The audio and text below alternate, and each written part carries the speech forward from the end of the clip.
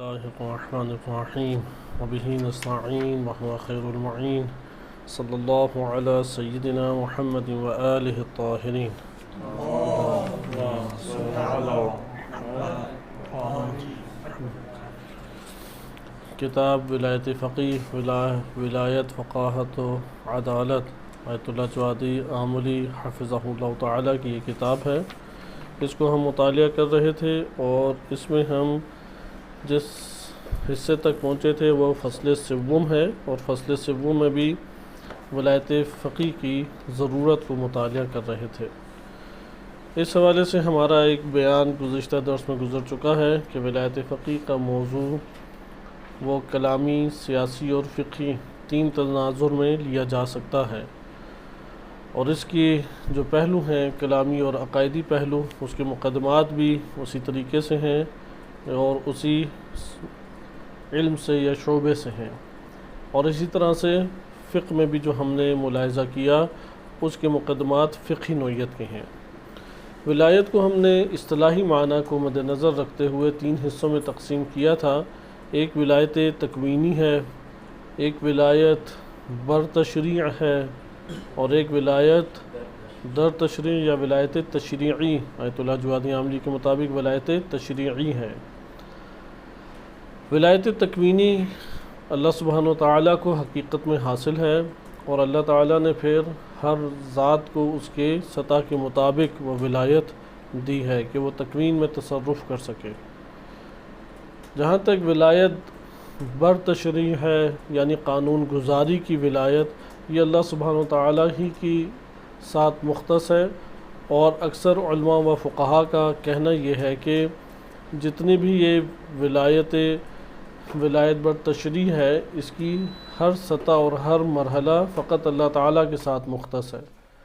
لیکن اس کے مقابلے میں ایک نظر یہ بھی موجود تھی جو ہم نے گزشتہ درس میں مطالعہ کی کہ جو ثابت قوانین ہیں جو شریعت کے عنوان سے نازل ہوئے وہ بلا شک و شبہ اللہ تعالیٰ کی ذات کے ساتھ مختص ہیں، اور اس میں کسی کو بھی مزید قانون گزاری کی گنجائش موجود نہیں ہے.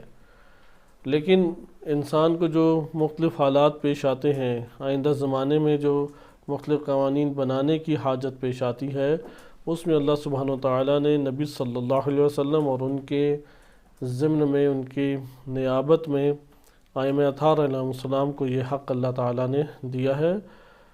اس کو ولایت بر تشریع کے حوالے سے ایک اختلافی نقطہ نظر ہمارے سامنے آیا. بہرحال جو ایک ہمارے پاس گروہ علماء یا یہ کہہ لیں کہ معروف نظر موجود ہے وہ یہی ہے کہ قانون گزاری کا حق اللہ تعالیٰ کو حاصل ہے، اور اللہ تعالیٰ قانون کو اپنے علم اور حکمت کے تحت قرار دے کے اس کو پھر اعلان فرماتا ہے، اور نبی صلی اللہ علیہ وسلم کے اوپر اسے اللہ تعالیٰ نے نازل کیا. بس ولایت فقیہ کا تعلق نہ ولایت تکوینی سے ہے اور نہ ولایت بر تشریع سے ہے، ولایت بر تشریع سے بھی نہیں ہے. قانون ولی فقیہ نہیں بنائے گا، قانون کے اندر ولی فقیہ آ کے ترمیمات ایجاد نہیں کرے گا. حلال محمد حلال الی یوم القیامہ ہے، اور حرام محمد تا قیامت حرام ہے صلی اللہ علیہ وآلہ. لہذا یہ قانون گزاری اللہ تعالیٰ کی طرف سے نبی صلی اللہ علیہ وسلم کے اوپر نازل ہوئی، اور رسول صلی اللہ علیہ وسلم سے پھر یہ ائمہ اطہار علیہ السلام کی زبانی امت تک پہنچا. یا نبی اکرم صلی اللہ علیہ وسلم نے اپنے دور میں جتنا دین کو تبلیغ کیا، تبیین کیا، بیان کیا، وہ ہم تک پہنچا. لہذا یہ ولایت بر تشریع ہو گئی کہ ولی فقیہ کا قانون بنانے سے تعلق نہیں ہے. یہ قانون بنانا یہ اللہ تعالیٰ کے ساتھ مختص ہے، یا اللہ تعالیٰ نے اگر اس کا کچھ حصہ قانون گزاری کے باب سے نبی صلی اللہ علیہ وسلم و ائمہ اطہار علیہ السلام کے سپرد کیا ہے، وہ بھی اللہ تعالیٰ کی مرضی کے بغیر نہیں بنائیں گے. وہ بھی ایسا نہیں عمل انجام دیں گے کہ جو دین کے ثابت قوانین اور شریعت اسلام کے ثابت قوانین سے وہ ٹکراتا ہو. اور چونکہ عصمت کے مرحلے کو ثابت کیا جاتا ہے، اور عصمت میں مرحلہ عصمت الہی کا ہے ہی یہ کہ وہاں پہ شیطان باطل وہ اس کا نفوذ نہیں ہو سکتا، وہ پھٹک بھی نہیں سکتا. تو لہٰذا عصمت ائمہ اہل بیت علیہ السلام یا عصمت انبیاء و رسول علیہ السلام ایک ایسا مقام ہے کہ جہاں پر حقیقت جلوہ گر ہوتی ہیں اور اللہ سبحانہ و تعالیٰ کے علم کے یہ خزانہ ہیں، وہی الہی کے امین ہیں۔ نبی صلی اللہ علیہ وسلم امین تھے وحی کے، اور نبی اکرم صلی اللہ علیہ وسلم نے جب اس وحی کو ائمہ اطہار علیہ السلام کو وارث بنایا اور ان کے سپرد کی، تو وہ پھر اس کے امین ہیں۔ لہذا اس امانت کا خیال رکھتے ہوئے اس امر کو سپرد کیا گیا، اس لیے جو دوسری رائے ہمارے پاس علماء کی موجود ہے وہ بھی عصمت کے باب سے اس کو لے کے آتے ہیں، اور وہ بھی شریعت کا حصہ کہلائے گی۔ تیسرا ہمارے پاس آ جاتا ہے ولایت کا درجہ، وہ ولایت تشریعی قرار دیا گیا، لیکن یہاں پہ بھی ہمیں دو قسم کرنے پڑے گی۔ ایک ہمارے پاس ہے محجورون یا محجوران، ان کے اوپر ولایت، اور ایک ہمارے پاس ہے معاشرے کے عقلاء کے اوپر، معاشرے کے عام افراد کے اوپر ولایت۔ بس ولایت تشریعی کتنے حصوں میں تقسیم ہوتی ہے؟ بنیادی دو حصوں میں تقسیم ہوتی ہے۔ ایک ہے کہ معاشرے کے ضعیف، ناتوان، بےکس اور مفلس لوگ، نادار لوگ، کمزور لوگ، ان کے اوپر ولایت، اور ایک ولایت ہے معاشرے کے عام لوگوں کے اوپر ولایت جو عقلاء شمار ہوتے ہیں، جو اپنے زندگی کے امور نفع نقصان کو مد نظر رکھتے ہوئے انجام دیتے ہیں، ان کے اوپر ولایت۔ ان میں سے ولایت فقی کس سے مربوط ہے؟ ولایت فقی ہر دو سے مربوط ہے یا دوسری قسم سے مربوط ہے؟ ولایت فقی کا تعلق دوسری قسم سے ہے، معاشرے کے اوپر ادارہ کرنا، معاشرے کو چلانا۔ اس کو آج ہم قدر تفصیل سے پڑھیں گے۔ لہذا ولایت فقی آپ نے دیکھا کہ جو آیت اللہ جوادی عاملی حفظہ اللہ تعالیٰ نے تقسیم کی، ولایت تکوینی، ولایت بالتشریع اور ولایت تشریعی۔ ولایت تشریعی میں پھر ولایت محجورون یا کمزور ناتوان لوگوں پر، اور ولایت معاشرے کے افراد پر۔ ادھر ولایت فقی جب ہم کہتے ہیں تو اس سے کون سے معنی مراد ہے؟ یہ آخری معنی مراد ہے۔ اگر آپ اس سے پہلے والے کسی معنی میں ولایت فقی لے کے آتے ہیں تو اس کا یہ مطلب ہے کہ ہمارے موضوع بحث ایک ہے ہی نہیں۔ مثلا کوئی ولایت فقی من باب فتویٰ ڈسکس کر رہا ہو، السلام علیکم ورحمۃ اللہ، جبکہ ہم من باب حاکمیت و ادارہ معاشرہ اس عنوان سے ہم ذکر کر رہے ہیں، حکومت اسلامی میں حاکم کے عنوان سے ذکر کریں، اس کا مطلب یہ ایک معنی ہی نہیں ہے کہ ہم آپس میں ڈسکس کر سکیں، آپس میں بحث کریں۔ یا ایک اور تعبیر کے مطابق کہ ولایت تکوینی ہے، ایک ولایت تشریعی ہے، ایک ولایت قضاوت کے باب میں ہے، ایک ولایت فتویٰ کے باب میں ہے، ایک ولایت جو ہے وہ نادار اور معاشرے کے کمزور، بےکس، لاوارث لوگوں کی ہے، اور ایک ولایت ہمارے پاس پورے کے پورے معاشرے میں حکومت اس معنی میں کرنا کہ اللہ کے قوانین کو جاری کیا جائے، دشمن سے اسلامی حدود کو محفوظ کیا جائے، اندرونی معاملات کو حل کیا جائے اور معاشرے کو منظم کریں الہی تعلیمات کے تحت۔ یہ آخری معنی جو آپ کی خدمت میں ذکر کیا ولایت فقی سے، یہ آخری معنی مراد ہے۔ اس سے پہلے والے معنی ہمارے لیے قابل بحث اس عنوان کے تحت نہیں ہے۔ یہ جو محجورون یا ناتوان، کمزور، لاوارث لوگوں کی ولایت ہے، اسے امور حسبیہ بھی کہتے ہیں۔ ہاں کے اوپر کثرت سے پڑھیں، حسبیہ، امور حسبیہ کے باب سے۔ حسبیہ، حسب یعنی ثواب، ثواب اس کا ایک معنی بنتا ہے، یعنی یہ وہ امور ہیں کہ جن کو اگر آپ کی ذمہ داری کے طور پہ لیں تو یہ ثواب اور اجر کے مستحق قرار پائیں گے۔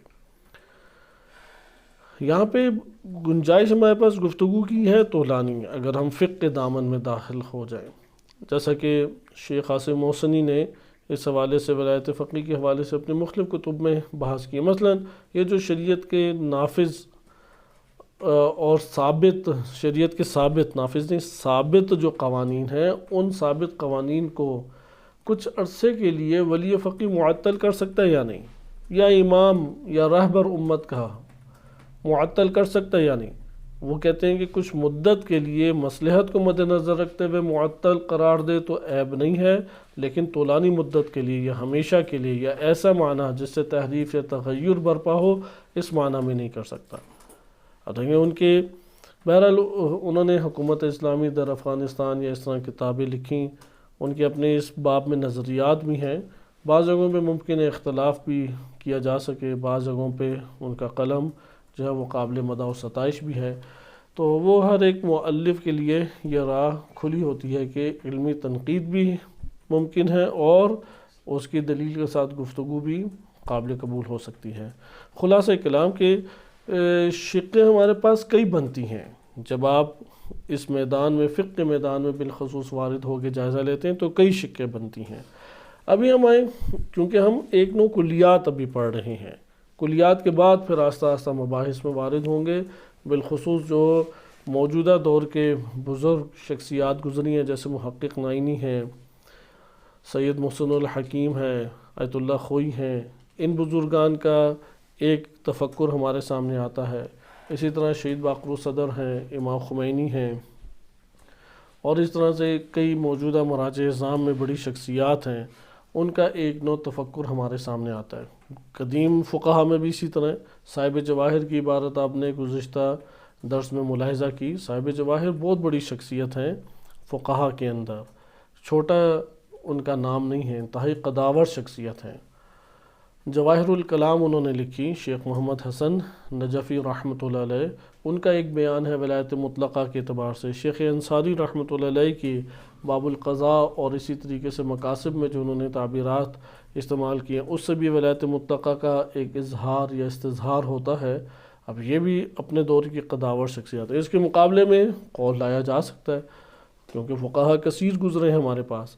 تو بہرحال یہاں پہ بحث خلط نہ ہو، اس وقت جو سوشل میڈیا پہ بھی گفتگو کی جاتی ہے یا بعض اوقات طلاب آپس میں ان بحثوں میں الجھ جاتے ہیں بغیر پڑھے، اگر پڑھ کر طلاب آپس میں ڈسکس کریں تو یقیناً وہ ارتقاء علمی کا باعث بنتا ہے، لیکن جب جاہلاً و بغیر علم اگر اس کو مباحثہ کیا جائے یا اس کو ڈسکس کیا جائے تو اس کے نتیجے میں اختلاف در اختلاف اور بے جا بحث مباحثہ، پھر ضد بازی اور ایک دوسرے کے خلاف پھر نفرت اور انتقام کے جذبات لے کے ایک دوسرے سے جدا ہوتے ہیں۔ ہم جب بھی ولایت فقی کے موضوع کے اوپر بحث کریں، یہ ہمارے معاشرے میں چاہے علماء ہوں، طلاب ہوں یا عوام الناس کے عوامی حلقے ہوں، اگر ولایت فقی کو ہم ڈسکس کرنا چاہتے ہیں تو ولایت فقی کے پہلے معنی مشخص کریں کہ آپ ولی فقی سے کیا مراد لیں، یعنی فقی کی ولایت سے آپ کے پیش نظر کیا معنی ہے۔ اگر فقی کی ولایت سے مراد آپ کا فتویٰ دینے کی ولایت ہے تو یہ ہمارے موضوع بحث نہیں ہے، اس میں تو کوئی اختلاف نہیں ہے۔ اگر ولی فقی سے آپ کی مراد، فقی کی ولایت سے مراد قضاوت ہے اور اس کا قاضی بننا ہے، ہماری بحث سے یہ مورد خارج ہے، ہم اس پہلو سے بحث نہیں کر رہے۔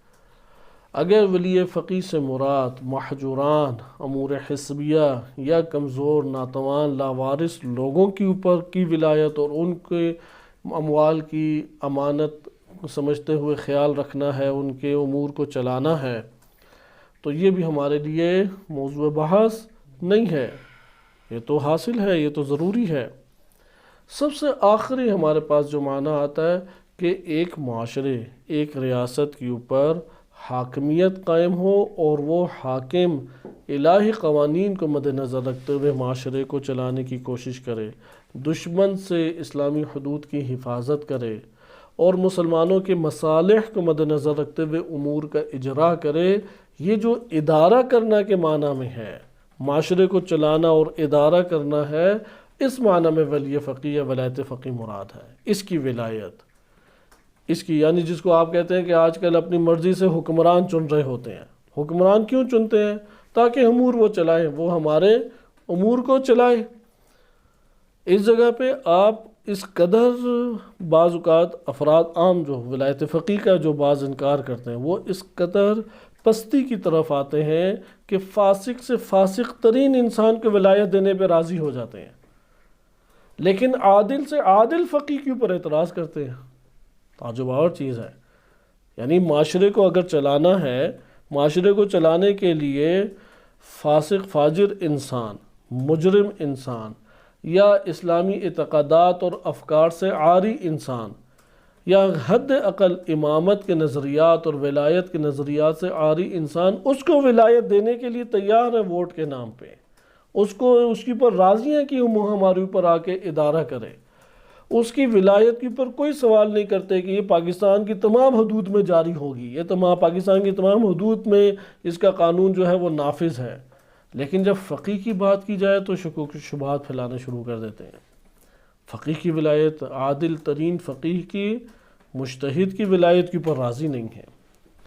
لہذا آپ نے ملاحظہ کیا کہ یہ جو حاکمیت ہے معاشرے کے اوپر اور قوانین الہیہ کا اجراء ہے اور تعلیمات اسلامی کے تحت معاشرے کو چلانے کا حق ہے، یہ ہمارے پاس موضوع ولایت فقیہ بن جاتا ہے اور یہ بحث ہمارے سامنے بنتی ہے۔ لہذا اب ہم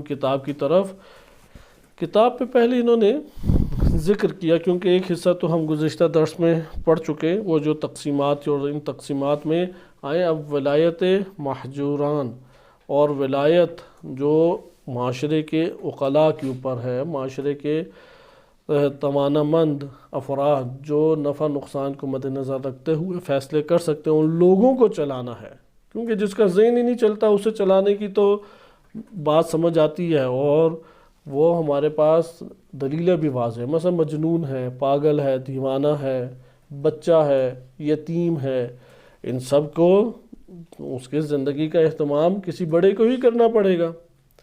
لہذا یہ ہے ضعیف اور ناتوان لوگوں کی ولایت۔ فقہ میں ولایت کے عنوان سے اس ولایت کا بھی تذکرہ کیا گیا ہے، اس عنوان سے ولایت کا تذکرہ ہے۔ لیکن جب ہم ولایت فقیہ کہتے ہیں، ولایت فقیہ میں ہمارا یہ معنی مراد ہے، یہ معنی مراد نہیں ہے، حقیقت میں یہ معنی مراد نہیں ہے، یہ امور حسبیہ میں سے آ جاتا ہے۔ اس کو ذکر کرتے ہوئے بیان کرتے ہیں آیت اللہ جوادی عاملی، ولایت در محدودہ تشریع در قرآن کریم و در روایات اسلامی، گاہی بے معنی تصدی امور مردگان یا کسانی کے بر اثر قصور علمی یا عجز عملی یا عدم حضور نمی توانند حق خود را استعفا کنند آمدے۔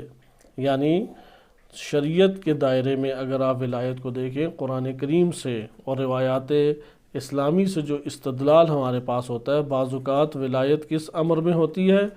آپ نے میت کے، مردے کے امور کو، کفن دفن کا اہتمام کرنا ہے۔ اب اس کی ذمہ داری کس کے کندھوں کے اوپر ہے؟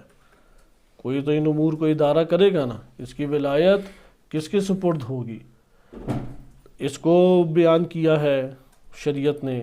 بعض اوقات وہ افراد جو اپنے علمی طور پہ قاصر ہیں، یعنی عقلی طور پہ اتنے توان مند نہیں ہیں کہ فیصلے کر سکیں، مثلا کوئی مجنون ہے، پاگل ہے، یا بہت ابھی چھوٹی عمر کا ہے کہ اپنے فیصلے نہیں کر سکتا، اگر کوئی ذہنی طور پہ یہ توانائی نہ رکھتا ہو تو اس کی ولایت کو سپرد کیا گیا ہے۔ مثلا نکاح میں لڑکی کے نکاح کے حوالے سے ولایت باپ کو دی گئی ہے، جب تک بچہ بالغ نہیں ہوتا اس کی ولایت باپ کے سپرد ہے، نان نفقہ وہ پورا کرے گا، اس کے تمام امور کو اہتمام وہ کرے گا۔ اس کا یہ مطلب نہیں ہے کہ بچے کو کسی نے تحفہ دیا تو والدین کھا جائیں، وہ اس کا حق ہے، 15 سال کے بعد اس کو وہ ملے گا۔ وہاں پہ ہاں اگر اس کے امور میں انہوں نے خرچ کر دیا کہ جو معاشرے کی نظر میں اس کے امور بنتے ہیں اور ان میں خرچ ہونا معقول چیز ہے، پھر کوئی مسئلہ نہیں ہے۔ لیکن ولایت کس چیز کی ہے؟ اس کے نفع اور مصالح کو مد نظر رکھتے ہوئے اس کے امور کا اہتمام کرنا۔ بس آپ یہ دیکھ رہے ہیں، اسی طرح سے ایک مال آپ کو ملا ہے، کوئی اس کا وارث نہیں ہے، تو کون ہے اب اس کا وارث؟ حاکم شرع کے ہاتھ میں آ جائے گا۔ ایک بچہ ہے روڈ کے اوپر پڑا ہوا ہے، اب کس نے اس کو پالنا ہے؟ لاوارث بچہ ہو گیا، تو اس کے لیے ذمہ داری کس کے اوپر آ جائے گی؟ اس کے لیے ولی کوئی قرار پائے گا، وإلا بچہ مر جائے گا۔ لہٰذا ایک دفعہ شریعت نے اس باب سے ذکر کیا ہے کہ یہ امور جو ہیں وہ انسانی امور ہیں اور اس کی ذمہ داری ولی کے سپرد ہے، اور پھر ولی کا مشخص بھی کیا ہے ہر باب میں کون ہے ولی۔ اگر کوئی ولی نہ ہو تو پھر فقی ولی ہے۔ صحیح ہے؟ امور حسبیہ میں آیت اللہ خوئی بھی قائل ہیں کہ امور حسبیہ میں یہ ولی کیا ہے؟ کیونکہ ہم انشاءاللہ ابھی آگے پڑھیں گے، جو بحث فقہا میں اختلاف کا باعث بنتی ہے وہ یہ بحث نہیں ہے کہ فقی یہ کام کر سکتا ہے یا نہیں، مثلا فقی ولایت مطلقہ سے آراستہ ہو سکتا ہے یا نہیں، اس میں اصل بحث یہ ہے کہ آیا فقی کی واجب ذمہ داری ہے کہ وہ معاشرے کے امور کو ادارہ کرے یا نہیں۔ مثلا امور حسبیہ میں فقی کی واجب ذمہ داری ہے، مثلا فتویٰ کے باب میں اگر سارے جاہل ہیں، کوئی ان میں ایسا شخص نہیں ہے کہ جو ان جہلاء کے اندر افتاء کرے اور ائمہ اہل بیت علیہ السلام کے بیان کردہ احکام شریعہ کو پہنچائیں، تو وہ جو فقیہ نامدار ہے اس کی شرعی ذمہ داری ہے کہ وہ وہاں پہ جو اہل علم نہیں ہیں ان تک علم کو پہنچائے۔ من باب فتویٰ ذمہ داری بنتی ہے، من باب قضاوت ذمہ داری بنتی ہے اگر کوئی قضاوت کرنے والا نہیں ہے، اور فقی اگر وہاں پہ قضاوت کرے یا قاضی قضاوت کرے اور ان کا جھگڑا ختم ہو سکتا ہے، کہتے ہیں فقی کی ذمہ داری ہے شرعی طور پہ کہ وہ یہ اقدام کرے۔ اسی طرح امور حسبیہ میں اگر ایک مال موجود ہے اور اس کا کوئی وارث نہیں ہے اور اس مال کو ادارہ یہ کر سکتا ہے اور اس کی تسلط میں ہے کہ وہ اس کو اپنے قبضے میں لے سکے، فقی کی ذمہ داری ہے کہ ان امور کو انجام دے۔ بس امور حسبیہ کے عنوان سے یہ ولایت بلا شک و شبہ احادیث اور آیات کی زبانی ولایت موجود ہے، حتیٰ کہ اگر فقی نہیں ہے تو عادل مومنین کے کندھوں کے اوپر آئے گی۔ شریعت ایسا نہیں ہے کہ یہاں پہ انسان کو مرنے دے، نقصان ہونے دے اور امور کو، اموال کو ضائع ہونے دے، نہیں، عادل مومنین کی طرف پھر یہ چیز سرایت کر جائے گی کہ وہ آگے بڑھے اور اس کو انجام دیں۔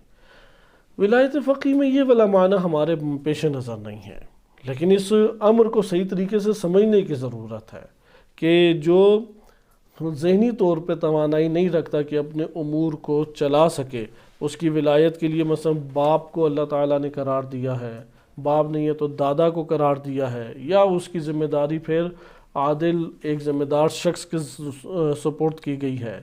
اسی طرح نکاح، بچی کا نکاح کا مسئلہ ہے، وہ بالغ ہو چکی ہے لیکن اپنے فیصلے نکاح کے عنوان سے عاقلانہ طریقے سے نہیں کر سکتی، وہاں پہ ولایت کس کو ہے؟ باپ یا دادا کو ولایت دی گئی ہے۔ اسی طرح ایک فرد ہے، بڑا ہو گیا ہے لیکن ذہنی طور پہ بہت مضبوط اور قوی نہیں ہے کہ اپنے امور کو چلا سکے اور صحیح فیصلہ کر سکے، وہاں پہ اس سے تصرف کا حق جو ہے وہ شریعت لے لیتی ہے۔ بعض اس قدر نادار ہو گئے، اس قدر نادار کہ وہ اپنی زندگی بسر کرنے کا اصلاً سامان پیدا ہی نہیں کر سکتے، اب ان کی زندگی کو کیسے چلے گی؟ وہاں پہ اس کی ولایت پھر سپرد کی جائے گی۔ اسی طرح کوئی مر جاتا ہے، اس کے کفن دفن کی ولایت سپرد کی جائے گی۔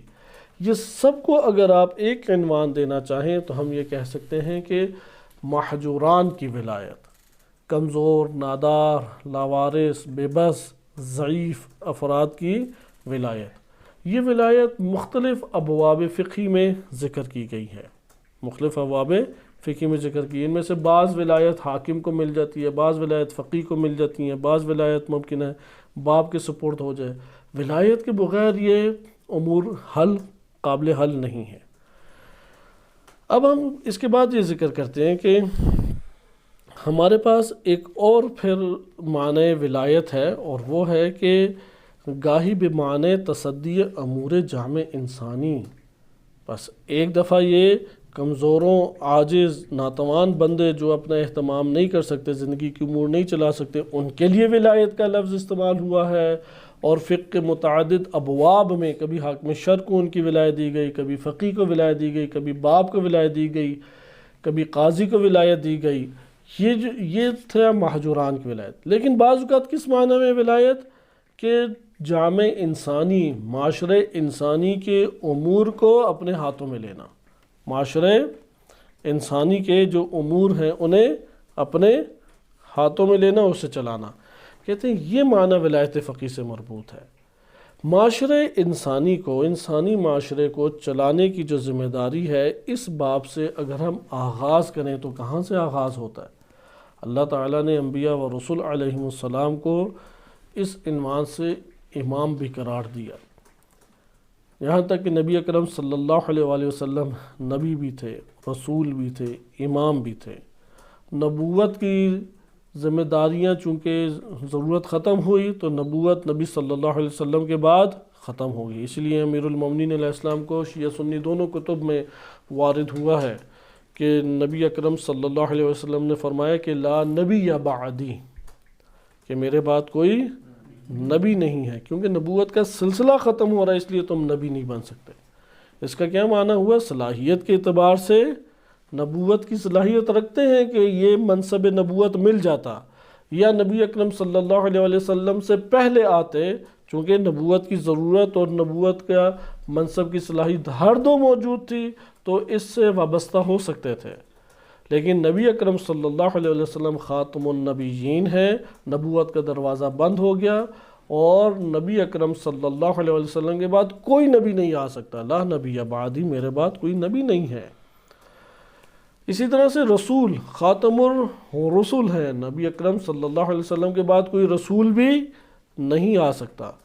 لیکن امامت اس معنی میں کہ انسانی معاشروں کی راہبریت کی جائے، اسے چلایا جائے، اسے ادارہ کیا جائے، اس کو قوانین کے تحت لے کے جایا جائے، اس معنی میں ضرورت آج بھی موجود ہے یا نہیں؟ لہذا امامت کا استمرار آگے جاری رہا. اب جب نبی اکرم صلی اللہ علیہ وسلم اس دنیا سے رحلت فرما رہے ہیں اور اطلاع دے دیا کہ یہ میرا آخری حجۃ الوداع، آخری حج ہے اور اگلا سال میں نہیں دیکھ پاؤں گا، اور تکرار بھی کیا اپنی زندگی میں نبی اکرم صلی اللہ علیہ وسلم نے، لوگوں کو آمادہ بھی کیا، تو غدیر خم کے موقع پہ امام علی علیہ السلام کو پورے کے پورے اسلامی معاشرے اور امت کا رہبر، قائد، امام اور خلیفہ راشد قرار دیا. یہ مکتب تشیع کی صحیح السند اور معتبر ترین احادیث میں وارد ہوا ہے، اور اس کثرت سے وارد ہوا ہے کہ تواتر کی حد تک یہ احادیث پہنچی ہیں، اور اہل سنت میں ایسے شواہد معتبر اور صحیح السند احادیث میں ہیں، اور اس کثرت سے ہے کہ تواتر کی حد تک اہل سنت کتب سے بھی ہمارے سامنے تواتر معنوی کی حد تک پہنچ جاتے ہیں. یہاں سوال یہ پیدا ہوتا ہے غدیر خم میں کون سی ولایت ہے جس کا اعلان ہوا؟ آیا ولایت تکوینی؟ تو ولایت تکوینی کا تو مورد وہاں پہ نہیں ہے، نہ سیاق موجود ہے، نہ مورد موجود ہے. فضائل اہل بیت علیہ السلام کو اہل سنت سارے مانتے ہیں. ابھی کتنے ہی اہل سنت علماء دیوبندی اور بریلوی بالخصوص جو تصوف سے تعلق رکھتے ہیں، کتنے ہی سنی علماء کی یہ تقاریر ہیں کہ باطنی دنیا کے پہلے امام علی علیہ السلام ہیں، اور انہی سے سارے کے سارے تصوف کے سلسلے چلتے ہیں، اور تمام کی تمام ولایت کے دریچے انہی کی ذات سے کھلتے ہیں. لہذا اس ولایت کے منکر موجود نہیں تھے، اور نہ یہ ٹکراتا ہے امر حکومتی ولایت سے، یہ امر ٹکراتا ہے. اس لیے وہ بھی قائل تھے خلیفہ اول و خلیفہ دوم کے علم میں سب سے آگے کون ہے؟ امیر المومنین علیہ السلام. قضاوت میں سب سے محکم اور قوی اور مضبوط اور صحیح ترین شخصیت کون سی ہیں؟ امیر المومنین علیہ السلام. شجاعت میں سب سے اعلیٰ ترین شجاع ہستی امیر المومنین علیہ السلام، وہ سارے معتقد تھے. لہذا ولایت تکوینی کا اعلان نہیں تھا، کیونکہ اس حوالے سے امیر المومنین علیہ السلام سے ٹکراؤ موجود نہیں تھا. دوسری ولایت آ جاتی ہے ولایت قضاوت.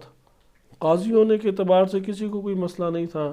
حضرت عمر بن خطاب خلیفہ دوم، وہ کتنے ہی فیصلے امام علی علیہ السلام کے سپورٹ کر چکے ہیں، بلکہ ان کا یہ بیان معروف ہے کہ اگر علی موجود ہوں، ابو الحسن موجود ہوں، تو قضاوت کرنے سے میں گھبراتا ہوں، ابو الحسن کے سپرد ہے کہ وہ قضاوت کریں، یا اگر ابو الحسن موجود نہ ہو تو میں قضاوت نہیں کر سکتا کہ کون میری آ کے اصلاح کرے.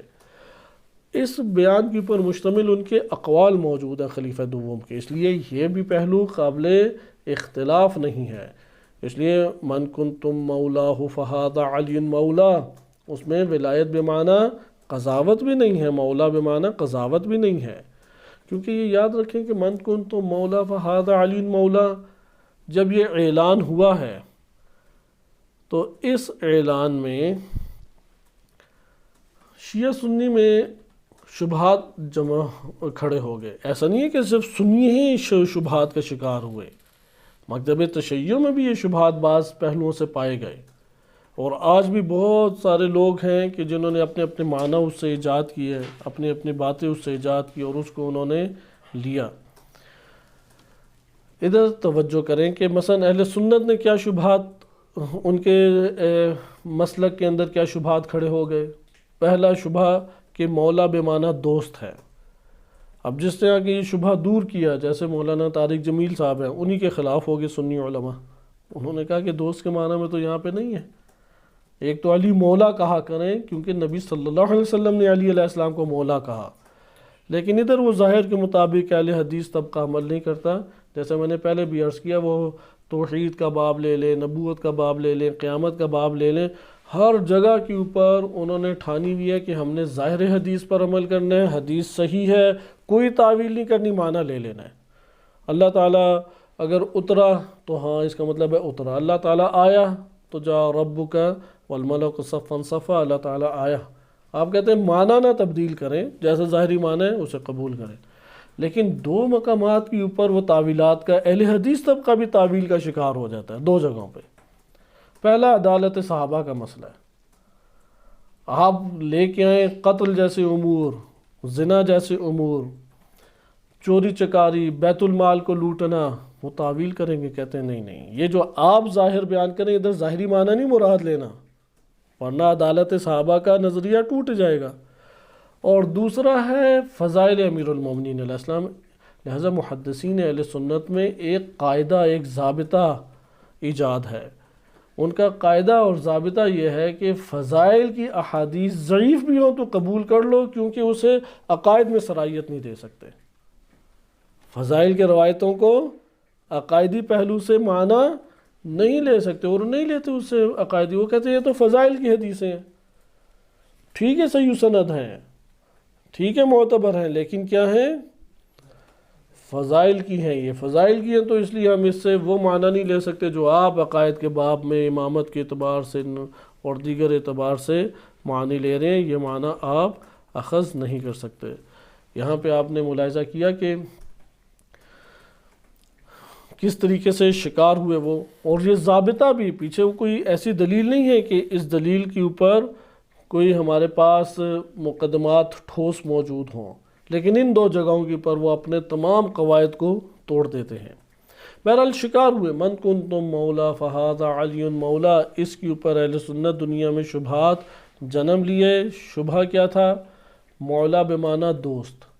شبہ کیا؟ مولا بمعنی محبت، صحیح ہے، اسے محبت کریں۔ یہ کس نے کہا ہے کہ مولا بمعنی اولا بالتصرف اور حاکمیت کے معنی میں ہے؟ آئیں مکتب تشیع میں، مکتب تشیع میں من کنتم مولا فہذا علی مولا کے نام سے کیا شبہ پیدا ہوا؟ بلا شک و شبہ ولایت تکوینی امام علی علیہ السلام کے لیے ثابت ہے۔ امام علی علیہ السلام کے فضائل وہ ثابت ہیں، اور وہ ان کی بلند ہستی کو آشکار طور پہ بیان کرتے ہیں، لیکن سوال یہ پیدا ہوتا ہے جب من کنتم مولا فہذا علی مولا کہا تو نبی صلی اللہ علیہ وسلم کی مراد ادھر مولا سے کیا تھی؟ ولایت تکوینی تھی۔ جیسے کہ بہت سارے شیعہ یہ سمجھتے ہیں کہ ادھر ولایت تکوینی و فضائل علی ابن ابی طالب علیہ السلام مراد ہے۔ اگر آپ یہ معنی لے لیں تو پھر کیا ٹکراؤ، جیسے جناب سیدہ سلام اللہ علیہا کہ وہ ائمہ اہل بیت علیہ السلام میں بھی فضیلت رکھتی ہیں۔ بعض علماء قائل ہیں کہ امیر المومنین علیہ السلام کے علاوہ تمام ائمہ علیہ السلام سے افضل ہیں۔ بعض قائل ہیں کہ امام حسن و حسین و امام مہدی علیہ السلام ان کے بعد افضل ہیں۔ بعض قائل ہیں ائمہ علیہ السلام کے بعد افضل ہیں، اختلاف ہے، لیکن جو معروف قول ہے وہ کیا ہے؟ امیر المومنین علیہ السلام کے بعد تمام کے تمام ائمہ علیہ السلام پہ فضیلت رکھتی ہیں اور حجت اللہ کبریٰ ہیں، یعنی ولایت کی عظیم ترین مراتب کی اوپر فائز ہیں۔ کون سی ولایت؟ وہی ولایت تکوینی، فضائل کی دنیا میں جو ولایت ہے، اس کی بنا پہ جناب سیدہ سلام اللہ ان سب ولایت کے باوجود حاکم نہیں بن سکتی، شریعت کے دائرے میں قاضی نہیں بن سکیں گی۔ کیوں؟ کیونکہ یہ عہدہ اللہ سبحانہ وتعالیٰ نے مرد کے سپرد کیا، اس لیے نبی صلی اللہ علیہ وسلم ہیں قاضی، مفتی، یعنی فتویٰ دینے کی نوبت تو نہیں آتی، لیکن اگر ہم ایک فرض کریں کہ یہ مرد کے سپرد ہوگا، قضاوت کا باب ہے، مرد کے سپرد ہوگا حاکمیت کا باب، مرد کے سپرد ہوگا جہاد کے اندر لشکر کا سپہ سالار بننا اور لشکر کو لے کے چلنا، امر بالمعروف و نہی عن المنکر کے دیگر جو اہم مسائل ہیں جو مرد کے ساتھ مختص ہیں۔ بہرحال آپ نے ملاحظہ کیا کہ ان پہلوؤں میں من کنتم مولا فہذا علی مولا، اس باب میں کس ولایت کا تذکرہ ہے یہ معلوم ہونا چاہیے آج کے دور میں۔ اگر ہم یہاں پہ نہیں اس بات کو جان سکے تو اس کا یہ مطلب ہے کہ جس شبہ کا شکار اہل سنت ہوئے تھے اسی شبہ کا شکار یہاں پہ آج مکتب تشیع کے افراد ہو رہے ہیں۔ اس لیے آئیں ادھر آپ دیکھیں کہ نبی اکرم صلی اللہ علیہ وسلم نے جب یہ فرمایا لست اولی بکم من انفسکم، اور اس کے بعد سب نے کہا کہ بلا، اور بلا کا ایک شعار بلند کرنے کے بعد اور کہا کیوں نہیں، آپ ہی ہماری جانوں پر، ہمارے نفوس اور ہماری جانوں سے زیادہ آپ کی ذات جو ہے وہ اولویت رکھتی ہے، ولایت رکھتی ہے، تو پھر فوراً کہا من کنتم مولاہ فہذا علی مولا۔ مکتب تشیع بالخصوص متکلمین تشیع اس بات کی، علماء عقائد اس بات کے قائل ہیں یہاں پہ معاشرے کی حاکمیت اور اسلامی معاشرے کے اوپر جو رہبر اور قائد ہے نبی صلی اللہ علیہ وسلم کے بعد حکمران کا تعین کیا گیا۔ اگر آج کی زبان میں ہم بات کریں تو اس کا مطلب یہ ہے کہ نبی اکرم صلی اللہ علیہ وسلم کے بعد پورے کے پوری اسلامی ریاست اور پوری کی پوری امت کے اوپر جو آ کے حکمرانی کرے گا وہ امیر المومنین علیہ السلام ہے۔ صرف اسی باب سے وہ پھر اختلاف پیدا ہوتا ہے کہ پہلے خلیفہ حضرت ابو بکر ہے یا پہلے خلیفہ امیر المومنین امام علی علیہ السلام ہے۔ یہاں پہ تبھی اختلاف پیدا ہوتا ہے، وإلا تو اختلاف پیدا نہیں ہوتا۔ اور اسی لیے امام خمینی رحمۃ اللہ علیہ فرماتے تھے کہ ولایت فقیہ وہی ولایت ہے جو نبی صلی اللہ علیہ وسلم کو حاصل تھی، وہی ولایت ہے جو امیر المومنین علیہ السلام کو حاصل تھی، لیکن کون سی؟ ولایت تکوینی نہیں، ولایت برتشریح نہیں، ولایت قضاوت نہیں، بلکہ جامع پورے اسلامی معاشرے کو چلانے کی ولایت۔ یعنی جو ضرورت نبی اکرم صلی اللہ علیہ وسلم کو معاشرے کے اوپر حکومت کرنے کی تھی وہی اختیارات اور ضرورت آج بھی اسلامی معاشرے کو چلانے کے اعتبار سے نیابت کے باب میں البتہ نیابت کے باب میں وہ ولی فقیہ کو بھی حاصل ہے۔ اللہ تعالیٰ نے براہ راست نبی صلی اللہ علیہ وسلم کو یہ ولایت دی، اور نبی اکرم صلی اللہ علیہ وسلم نے اللہ سبحانہ وتعالیٰ کے حکم سے ائمہ اطہار علیہ السلام بالخصوص امیر المومنین علیہ السلام کا غدیر خم پر اعلان کرنے سے یہ دی، اور ائمہ علیہ السلام کی نیابت میں ولی فقیہ کو یہ حق حاصل ہے۔ میں آپ کے سامنے اس میں حوالے سے ایک صحیح سند روایت پڑھ دیتا ہوں تاکہ آپ کو یہ معلوم ہو کہ غدیر خم میں جس ولایت کا اعلان کیا گیا وہ ولایت معاشرے کے اوپر ولایت تھی، حاکمیت کی ولایت تھی، حکمرانی کی ولایت تھی، حکومتی ولایت کا تذکرہ کیا گیا، نہ کہ ولایت تکوینی کا، نہ کسی اور دیگر انواع ولایت کا۔ الکافی میں ایک روایت ہے، صحیح سند روایت ہے، اور ہمارے بزرگان و محققین سب نے اس کو صحیح سند قرار بھی دیا ہے۔ اس روایت میں امام باقر علیہ السلام فرماتے ہیں کہ اللہ سبحانہ وتعالی نے امر اللہ عز وجل رسولہ بولایت علی، اللہ عز وجل نے اپنے رسول کو علی علیہ السلام کی ولایت کا حکم دیا، وَأَنزَلَ عَلَيْهِ، اور نبی صلی اللہ علیہ وسلم کے اوپر یہ آیت قرآن کریم کی نازل فرمائی، انما ولیکم اللہ ورسولہ والذین آمنوا الذین یقیمون الصلاة ویؤتون الزکاة وہم راکعون۔ یہ آیت اللہ سبحانہ وتعالیٰ نے نازل فرمائی، اور پھر کیا فرمایا، وَفَرَضَ وِلَایَةَ أُولِي الْأَمْرِ، پھر اللہ نے اولی الامر کی ولایت کو فرض قرار دیا۔ پھر آگے بیان کرتے ہیں فَأَمَرَ اللَّهُ مُحَمَّدًا صلی اللہ علیہ وآلہ، نبی اکرم صلی اللہ علیہ وسلم کو اللہ نے کیا حکم دیا، أَن يُفَسِّرْ لَهُمُ الْوِلَایَةَ، لوگوں کے لیے ولایت کی تفسیر کو ذکر کرے، كَمَا فَسَّرَ لَهُمُ الصَّلَاةَ وَالزَّكَاةَ وَالصَّوْمَ وَالْحَجَّ، جیسے نماز ہے، زکوٰۃ ہے، روزہ اور حج، اس کے احکام اللہ تعالیٰ نے بیان فرمائے ہیں، اور نبی صلی اللہ علیہ وسلم نے اس کی تفسیر اور تشریح امت میں بیان فرمائی ہے۔ اسی طرح اللہ تعالیٰ نے نبی صلی اللہ علیہ وسلم کو حکم دیا کہ ولایت کو بھی کھول کے لوگوں کے سامنے بیان کریں، امت کے سامنے بیان کریں۔ فَلَمَّا أَتَاهُ ذَلِكَ مِنَ اللَّهِ، جب اللہ کی جانب سے یہ حکم آیا کہ اب ولایت کو بھی کھول کے بیان کریں، ضَاقَ بِذَلِكَ صَدْرُ رسول اللہ، رسول اللہ صلی اللہ علیہ وسلم کا سینہ تنگ ہو گیا، یعنی ایک پریشانی لاحق ہو گئی۔ وَتَخَوَّفَ أَن يَرْتَدُّوا عَن دِينِهِمْ، اور یہ خوف لاحق ہو گیا کہ لوگ دین سے رخ پھیر لیں گے۔ وَأَن يُكَذِّبُوهُ، اور نبی صلی اللہ علیہ وسلم کو جھٹلائیں گے، یہ ڈر اور خدشہ پیدا ہو گیا۔ فَضَاقَ صَدْرُهُ، نبی صلی اللہ علیہ وسلم کا اس پریشانی کی وجہ سے دل اندر سے تنگ ہو گیا۔ وَرَاجَعَ رَبَّهُ عَزَّ وَجَلَّ، اور اللہ عز و جل کی طرف انہوں نے مراجعہ کیا، رجوع کیا۔ فَأَوْحَى اللَّهُ عَزَّ وَجَلَّ إِلَيْهِ، اللہ عز و جل نے نبی صلی اللہ علیہ وسلم کی طرف پھر یہ وحی کی، یا ایھا الرسول، اے رسول، بلغ ما انزل الیک من ربک، آپ کے رب کی طرف سے جو کچھ نازل آپ کی طرف کیا گیا ہے اسے پہنچا دیں۔ وَإِن لَّمْ تَفْعَلْ، اگر آپ نے یہ پیغام نہیں پہنچایا، فَمَا بَلَّغْتَ رِسَالَتَهُ، آپ نے حق رسالت کو پھر نہیں پہنچایا۔ وَاللَّهُ يَعْصِمُكَ مِنَ النَّاسِ، اللہ آپ کو لوگوں سے محفوظ رکھے گا۔ وَاللَّهُ لَا يَهْدِي الْقَوْمَ الْكَافِرِينَ، اللہ کافرین کی ہدایت، قوم کافرین کی ہدایت نہیں کرتا۔ فَصَدَعَ بِأَمْرِ اللَّهِ تَعَالَى ذِكْرُهُ، اللہ تعالی ذکرہ کا پھر یہ پیغام نبی صلی اللہ علیہ وسلم نے لیا اور اس کو پہنچانے کا عزم مصمم کر لیا۔ فَقَامَ بِوِلَایَةِ عَلِيٍّ يَوْمَ غَدِيرِ خُم، غدیر خم کے موقع پہ علی ابن ابی طالب علیہ السلام کی ولایت کے لیے نبی صلی اللہ علیہ وسلم نے قیام فرمایا۔ فَنَادَى الصَّلَاةَ جَامِعَةً، اور بآواز بلند لوگوں کو کہا الصلاۃ الصلاۃ، لوگ اکٹھے ہو جائیں۔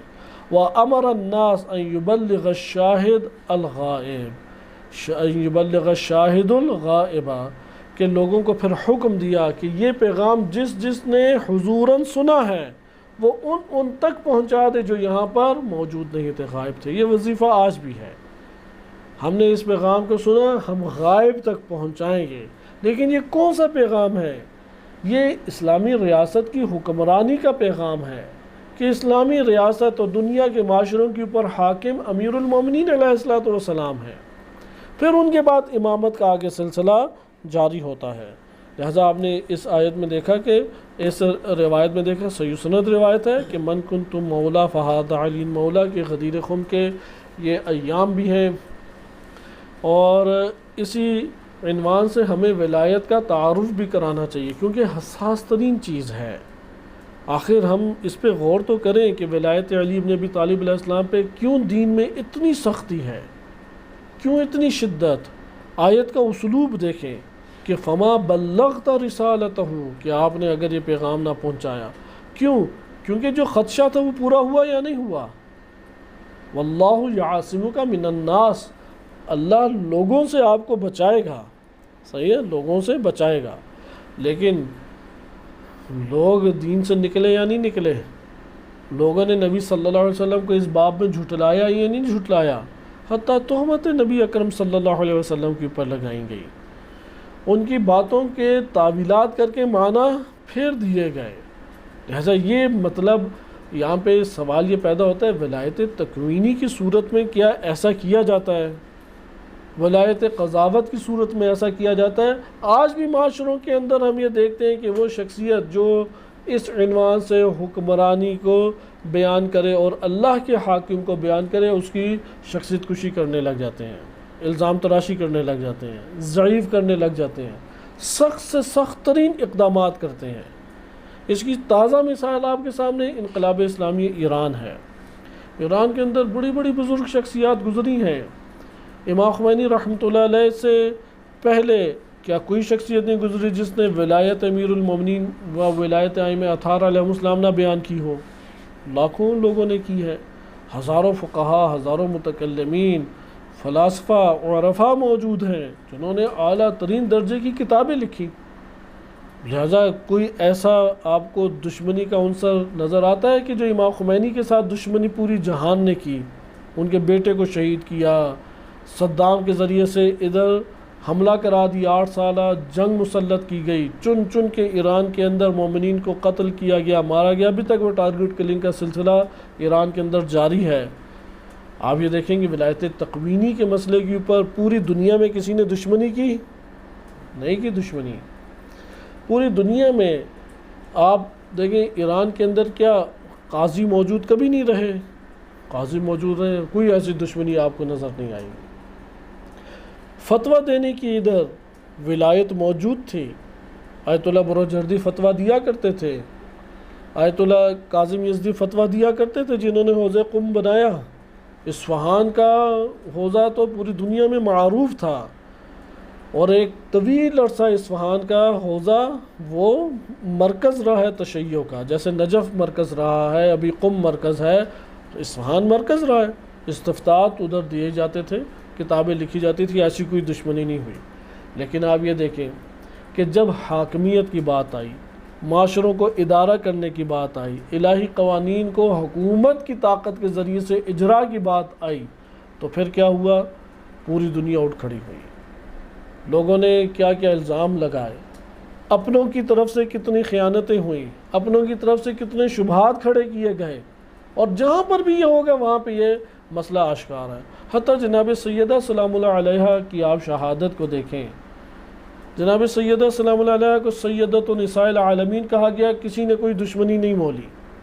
جناب سیدہ سلام اللہ علیہا کے لیے آیات اتنی سورہ دہر کی صورت میں، سورہ کوثر کی صورت میں یا دیگر شان نزول موجود ہیں، کوئی ایسی دشمنی آپ کو سامنے نظر نہیں آئی کہ ان کو شہید کرنے کے لیے ان کے دروازوں کے اوپر امت پہنچ جائے، ان کا ساتھ دینے سے وہ امت اور معاشرہ وہ منکر ہو جائے، آپ کو نہیں دکھائی دیا۔ ان کی عزت اور تکریم کتنے کرتے تھے، پورا کا پورا معاشرہ عزت اور تکریم کرتا تھا نبی صلی اللہ علیہ وسلم کی دختر ہونے کے اعتبار سے، لیکن جب علی بن ابی طالب کی ولایت کی حمایت کی تو پھر کیسے معاشرے کے تیور بدل گئے، پھر کس طریقے سے لوگوں نے ان کے اوپر ہجوم کیا، کس طریقے سے نگاہیں اور منہ موڑ لیے گئے، دروازوں پہ جاتی تھی تو لوگوں نے پہچاننا ترک کر دیا، یہاں تک کہ افراد آگ لے کے آئے، دھمکیاں انہیں دی گئیں اور شہید کر دیا گیا کہ چند دن نبی صلی اللہ علیہ وسلم کے بعد قلیل مدت وہ قید حیات میں رہ سکی۔ یہ شہادت کا سبب آیا کس پہلو سے؟ ولایت علی ابن ابی طالب کا ساتھ دینا تھا، تکوینی ولایت کے اعتبار سے، فضائل کی دنیا کے اعتبار سے، یا نہیں؟ ان دونوں اعتبار سے نہیں، معاشرے کے اوپر حاکمیت کے اعتبار سے۔ علی اصغر علیہ السلام 6 ماہ کا ایک بچہ کیوں شہید کیا گیا؟ کیا امام حسین علیہ السلام کی طرف نسبت اس لیے شہید کیا گئے؟ کیا علی ابن ابی طالب علیہ السلام کے پوتے تھے، نبی صلی اللہ علیہ وسلم سے ان کا تعلق تھا اس لیے شہید کیے گئے؟ یا نہیں، یہ وہ 6 ماہ کا بچہ ہے کہ جو امام حسین علیہ السلام کی ولایت کے لیے نکلا ہے، جو یزید کی بیعت کو توڑ کے اور یزید کی بیعت کو مجرمانہ بیعت قرار دے کے، توڑی تو تب جاتی ہے کی ہو، مجرمانہ بیعت قرار دے کے فاسد اور فاسق حکمرانی کے خلاف قیام کر کے امام حسین علیہ السلام کی ولایت کو ثابت کیا، اس جرم کی سزا ملی دنیا والوں کی نگاہ میں۔ آیا ایسا ہے یا نہیں؟ آج بھی پوری دنیا میں اسی طریقے سے آپ امریکہ میں شہر آباد کر لیں، جیسا کہ ادھر ایک چھوٹا شہر آباد ہے، 90% ادھر شیعہ ہیں، وہاں پہ آپ 100% شیعہ کر لیں، عزاداری بھی کرتے رہیں، جلوس بھی نکالتے رہیں، امریکہ آپ کو کچھ کہے گا؟ ابھی آپ دیکھیں سعودی عرب میں جو آپ کرنا چاہتے ہیں عزاداری کے عنوان سے آپ کر کے دیکھ لیں، کوئی گولی چلے گی، لیکن شیخ نمیر باقر نمیر کی طرح اعلان کریں کہ آل سعود کی حکومت ظالم حکومت ہے اور ظالم کی حکومت قبول نہیں ہے، ہمارے امام نے فرمایا ہے کہ آپ مظلوم کا ساتھ دیں، ظالم کا ساتھ نہ دیں۔ اسے کس نے ہمارے اوپر حاکم بنا دیا ہے؟ کس نے ہمارے اوپر یہ ولی بنا دیا ہے؟ فقیہ ہے غیبت امام زمان علیہ السلام میں ولی۔ یہ وہ صدائیں ہیں کہ جو شیخ نمیر باقر نمیر کے با مقدس اور پاکیزہ وجود سے یہ بلند ہوئی، انہوں کو کس طرح شہید کیا گیا؟ شہید زکزکی کو کیوں شہید کیا گیا؟ ادھر کوئی علماء نائجیریا میں کم ہیں؟ ابھی تو ہزاروں کی تعداد میں نائجیریا میں نجف کے فارغ التحصیل ہیں، قم کے فارغ التحصیل علماء موجود ہیں۔ اسرائیل کے خلاف القدس ریلی نکالی انہوں نے، دنیا کے طاغوت کا انکار کیا، اس طاغوت کی حاکمیت، ناجائز حاکمیت کا انکار کیا۔ آپ دیکھیں گے کس طریقے سے اسے ٹکراؤ پیش آیا۔ لہٰذا یہاں پہ وہ مسئلہ ہے، اس لیے تعجب ہوتا ہے کہ قم اور نجف سے افراد اٹھ کے اس ولایت فقیہ کے اس پہلو سے منکر بن جائیں اور شبہات پھیلانے لگ جائیں، وہاں پہ کیا تعجب کی بات نہیں ہے؟ اپنوں کے درمیان سے اٹھ جائیں، کیونکہ یہ ولایت اپنوں ہی کو قبول نہیں تھی نبی صلی اللہ علیہ وسلم کے دور میں بھی۔ آج بھی یہ مشکل ہے کہ یہ ہضم نہیں ہوتی ولایت۔ کیوں فقیہ نامدار، کیوں عادل فقیہ نیابت امام زمان علیہ السلام پر میرے اوپر آ کے ولایت کریں؟ اور کہتے ہیں کہ نہیں، میں تو پاکستان یا نجف میں بیٹھا ہوا ہوں، یہ میرے اوپر کیوں آ کے ولایت کرے؟ پھر کہیں گے صدام ولایت کر، کہتے ہیں ہاں وہ کر سکتا ہے کیونکہ اس کے ملک میں ہم بیٹھے، عمران خان کر سکتا ہے اس کے ملک میں ہم بیٹھے، نواز شریف کر سکتا ہے، ہم تو اس کی عدالتیں ٹھیک ہے ہمارے اوپر چلیں، امام زمان علیہ السلام آئیں گے تب ہم دیکھیں گے۔ یعنی جب گرتے ہیں تو اس قدر پستی میں گرتے ہیں کہ جس کے خلاف بول بول کے سنی ہونے کے اعتبار سے، وہابی ہونے کے اعتبار سے، کافر ہونے کے اعتبار سے ان کی زبانیں نہیں تھکتی، لیکن ولایت کے عنوان سے اس کے سامنے جھک جاتے ہیں۔ لیکن عادل فقیہ کے لیے ان کے اندر قبولیت کا مادہ پیدا نہیں ہوتا۔ لہذا یہ وہ ولایت ہے کہ جو امت کے اوپر بھاری ہو گئی۔ اس لیے من کنتم مولا فہذا علی مولا میں معاشرے کی حاکمیت، حکمرانی معاشرے کے اوپر حکمران نبی صلی اللہ علیہ وسلم بنا کے جا رہے ہیں، اور اہل سنت میں فقط اور فقط یہ معنی ہے کہ جس کو وہ کہتے ہیں کہ قبول نہیں ہے۔ بقیہ کہتے ہیں ولایت کے جو بھی معنی لے آؤ مسئلہ نہیں۔ کیوں؟ کیونکہ یہ معنی اگر آپ لے کے آئیں گے تو پھر حضرت ابوبکر کی جو خلافت اور امامت ہے، ان کی جو ولایت ہے اس دور میں، وہ زیر سوال آ جائے گی۔ اس لیے کہتے ہیں ایسا معنی نہ لے کے آؤ، وہ معنی لے کے آؤ کہ وہ خلافت اور وہ امامت ان کی زیر سوال نہ آئے۔ لہذا آپ یہاں پہ دیکھیں گے من کنتم مولا، آپ من کنتم مولا فہذا علی مولا سے ولایت تکوینی مراد لیتے رہے، اہل سنت کو مسئلہ ہی نہیں ہے، وہ آپ کے ساتھ بھی نعرے لگائیں گے یا علی کے، وہ آپ کے ساتھ بھی من کنتم مولا فہذا علی مولا نعرہ لگائیں گے، لیکن آپ یہ کہیں گے نہیں، وہاں پہ مولا سے مراد یہ تھا کہ جب نبی صلی اللہ علیہ وسلم کی رحلت اس دنیا سے ہو جائے، پوری اسلامی ریاست کا حکمران کون ہوگا؟ مولا علی علیہ السلام۔ وہ کہیں گے نہیں، یہ معنی آپ کہاں سے لے آئے؟ یہ تو نہ ڈکشنری میں موجود ہے، نہ حدیث میں موجود ہے، نہ ادھر موجود ہے۔ اب تعویلات کے باب اسی طرح کھل جائیں گے جیسے اس وقت آپ کو عوامی حلقہ جات میں بعض اور بعض قم اور نجف میں افراد، ان کے شبہات اور تعویلات کے دروازے کھل جاتے ہیں۔ آپ حیران ہوں گے کہ کیوں اتنے تعویلات کے دروازے؟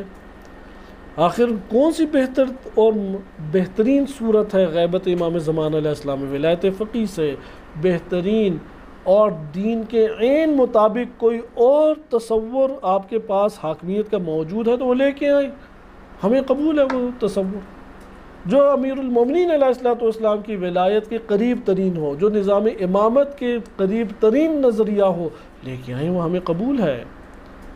اس لیے ولایت فقیہ اس عنوان سے ہمارے سامنے آتا ہے۔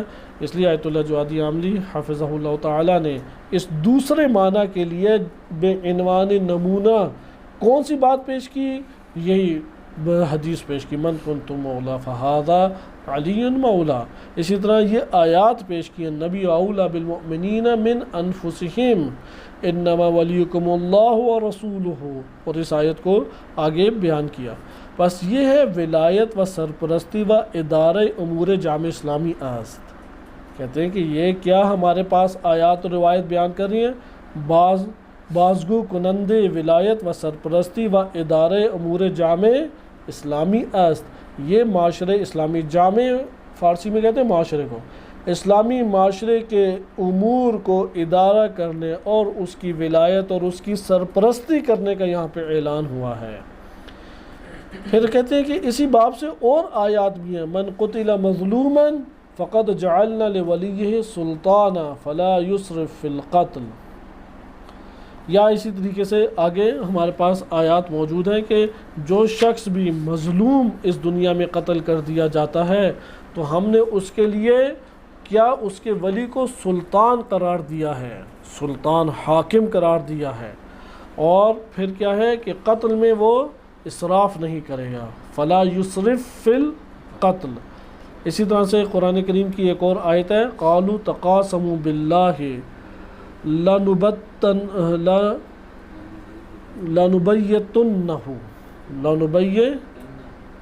لنبیتنہ۔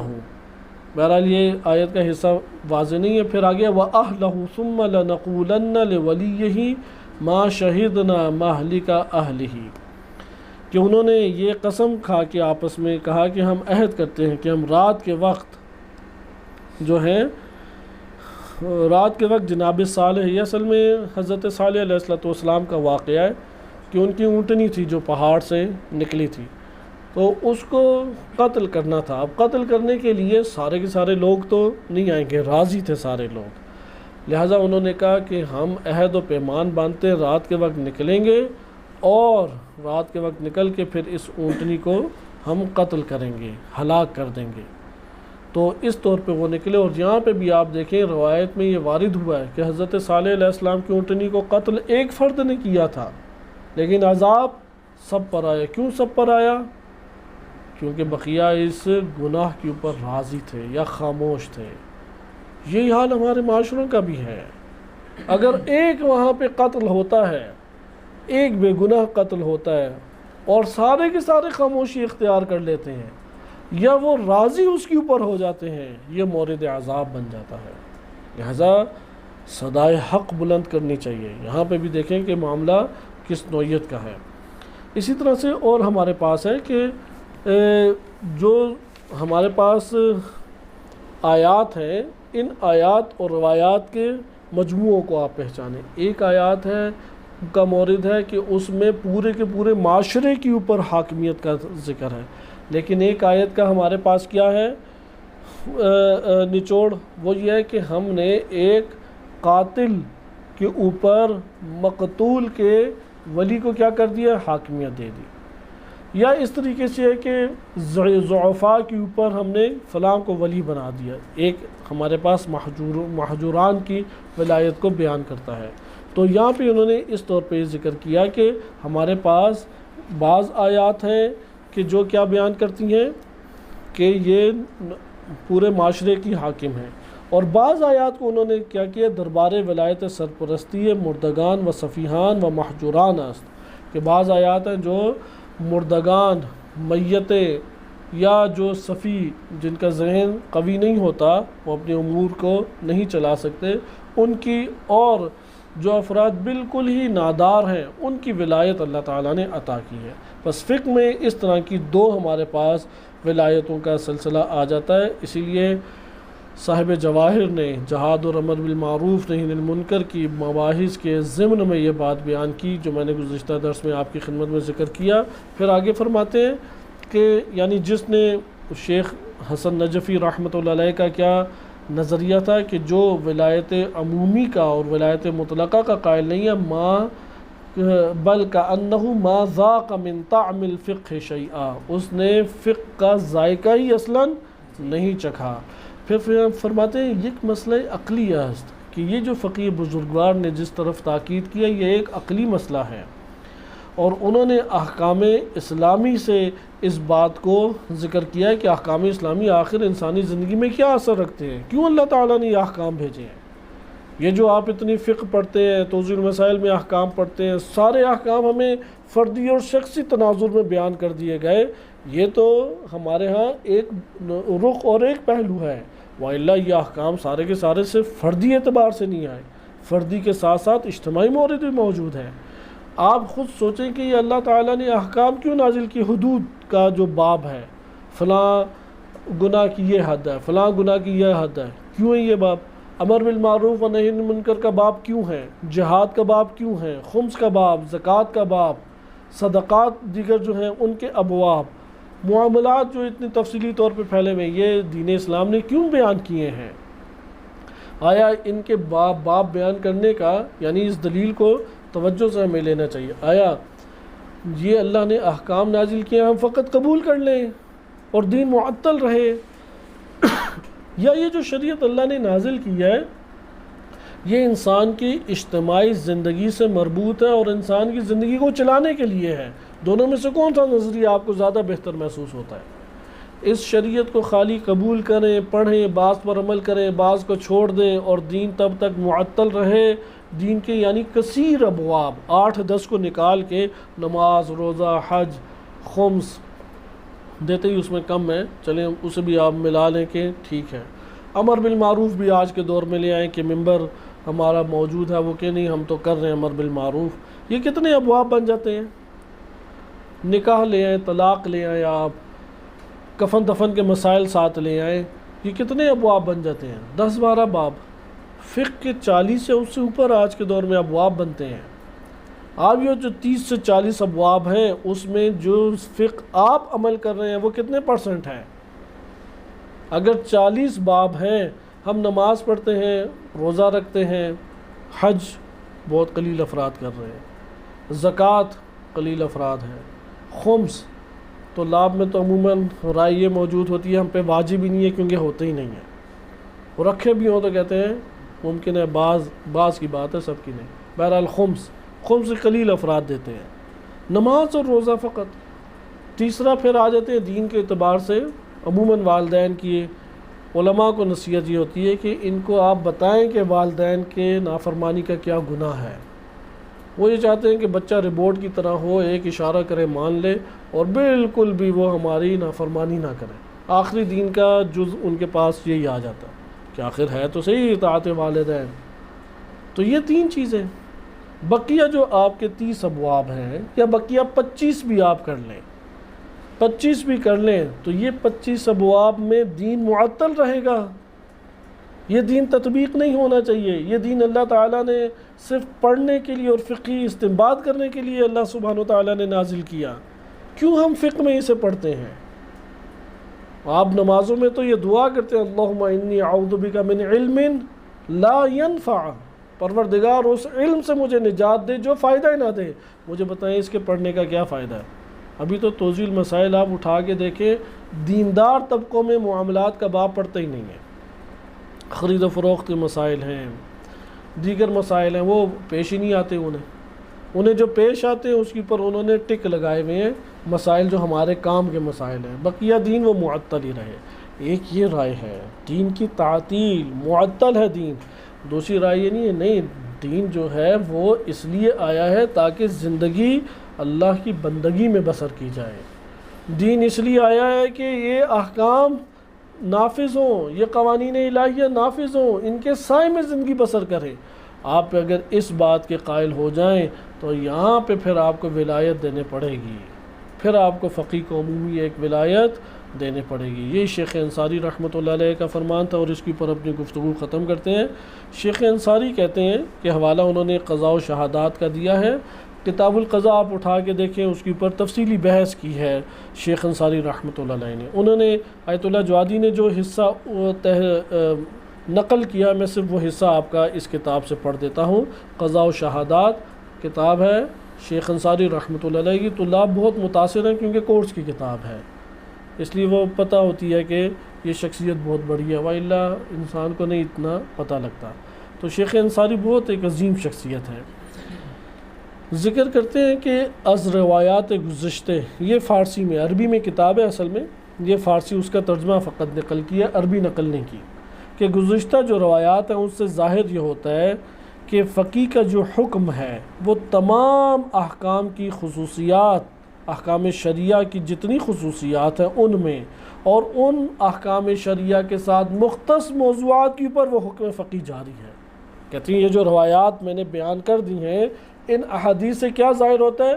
تمام احکام شریعہ کی جو خصوصیات، تمام خصوصیات ہائے احکام شرعی، احکام شریعہ کی تمام خصوصیات، اور اس کے ساتھ خاص تمام موضوعات کے اوپر فقیہ کا حکم جاری ہوتا ہے، اور احکام کو ترتیب دینے کے اعتبار سے ان کے اوپر فقیہ کا حکم نافذ ہے، چونکہ حاکم کے لفظ سے تبادر یہ ہوتا ہے۔ مقبولہ عمر بن حنظلہ میں جو حاکم کا لفظ ہے اس سے تبادر یہ ہوتا ہے کہ یہ متسلط مطلق ہے، یعنی حاکم کا معنی شیخ انصاری کیا کر رہے ہیں؟ متسلط مطلق، مطلق طور پر مسلط حاکم۔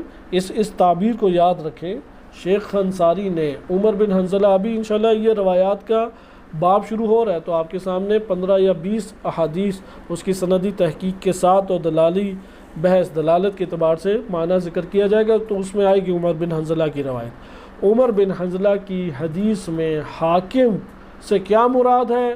شیخ انصاری رحمۃ اللہ علیہ فرماتے ہیں جو میں نے احادیث آپ کو پیش کی ہیں ان کے تناظر میں اگر میں دیکھوں تو حاکم کے کلمے سے مراد متسلط مطلق ہے، یعنی مطلق طور پہ جسے تسلط حاصل ہے، یعنی ان کے امام علیہ السلام فرمودند امام علیہ السلام نے کیا فرمایا؟ فَإِنِّي قَدْ جَعَلْتُهُ عَلَيْكُمْ حَاكِمًا، کہ میں تمہارے اوپر اس کو حاکم قرار دیتا ہوں۔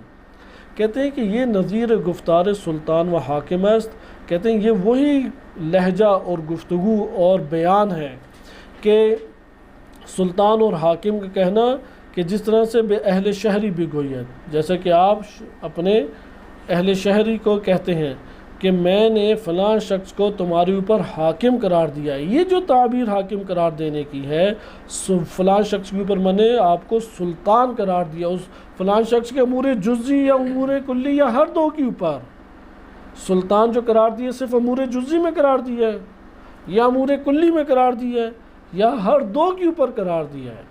آپ کو کیا محسوس ہوتا ہے؟ ہر دو کے اوپر قرار دیا ہے۔ جیسا کہ آپ یہ حکومتی بیانات میں سنتے ہیں، یہ شیخ انصاری ہی کی ہے تعبیر کہ آپ حکومتی طور پہ یہ سنتے ہیں کہ فلاں کو میں نے حاکم قرار دی، یعنی یہ حاکم ہے تمہارے جو جتنے بھی کلی اور جزئی امور ہیں ان سب کے اوپر حاکم ہے۔ آپ نے دیکھا کہ شیخ انصاری رحمۃ اللہ علیہ نے کلمہ حاکم سے کیا معنی مراد لیا ہے۔ لہٰذا ذکر کرتے ہیں کہ ولایت کتب فقہی میں جو ہے اس میں ولایت ایک ہے کہ جو محجور ناتوان اور کمزور اور محجوران کی ولایت ہے، یہ باب طہارت، باب قصاص، باب دیات، باب حجر، کتاب الحجر اور اس طرح کی دیگر جگہوں پر موجود ہے، یا میت کے بارے میں آپ پڑھتے ہیں اس کے بارے میں ہے، جیسا کہ کوئی سفیہ ہے یعنی احمق ہے یا اپنے نئی زندگی کا گزر بسر کر سکتا ہے، ذہنی طور پہ قوی نہیں ہے، یا مجنون ہے، دیوانہ ہے، یا مفلس ہے، یا بچہ چھوٹا بچہ ہے، یا غیر مکلف ہے، کہ کتاب طہارت وغیرہ میں ان سب کا تذکرہ ہے اور ولی اور سرپرستی بیان کی گئی، یا مردے کے بارے میں ہے، کفن ہے، دفن ہے، تدفین ہے، تحنیت ہے، حنوت ہے، یا کتاب قصاص میں آیا ہے کہ اللہ تعالیٰ نے مقتول کا جو ولی ہے اسے حاکم اور فیصلہ کنندہ قرار دیا ہے یا ولی دم قرار دیا، یہ ساری کی ساری ولایت ہے، محجوران کے اوپر ولایت۔ لیکن ولایت فقی جب ہم آتے ہیں تو وہ یہ محجوران سے ہٹ کے پورے کے پورے اسلامی معاشرے کو چلانے سے تعلق رکھتی ہے، اور اس کے اوپر اللہ تعالیٰ کی آیت ہے جو قرآن میں نازل ہوئی، لَقَدْ أَرْسَلْنَا رُسُلَنَا بِالْبَيِّنَاتِ، ہم نے اپنے رسولوں کو بینات کے ساتھ بھیجا، وَأَنزَلْنَا مَعَهُمُ الْكِتَابَ وَالْمِيزَانَ، اور ہم نے ان کے ساتھ رسولوں کے ساتھ فقط کتاب نہیں میزان بھی اللہ تعالیٰ نے دیا۔ میزان کے اوپر توجہ دیں، غور و فکر کریں کیا ہے میزان، جیسا کہ سورہ رحمان میں بھی آیا ہے کہ اللہ تقسط فی المیزان، غالباً یہی ہے نا آیت کہ میزان میں تم مت نا انصافی سے کام لو، اللہ تعالیٰ نے میزان نازل کیا ہے، الکتاب والمیزان، کتاب اور میزان دیا ہے، لیقوم الناس بالقسط، تاکہ لوگوں میں عدل و انصاف کو قائم کریں، عدل و انصاف کے ساتھ فیصلے کریں۔ باقی انشاءاللہ تعالی اگلے ہم درس میں پڑھیں گے کہ ایک ولایت بالذات ہے اور ایک ولایت بالعرض ہے۔ ولایت فقی آیا ولایت بالذات ہے یا ولایت فقی آیا ولایت بالعرض ہے۔ وصلی اللہ علی سیدنا محمد وآلہ الطاہرین۔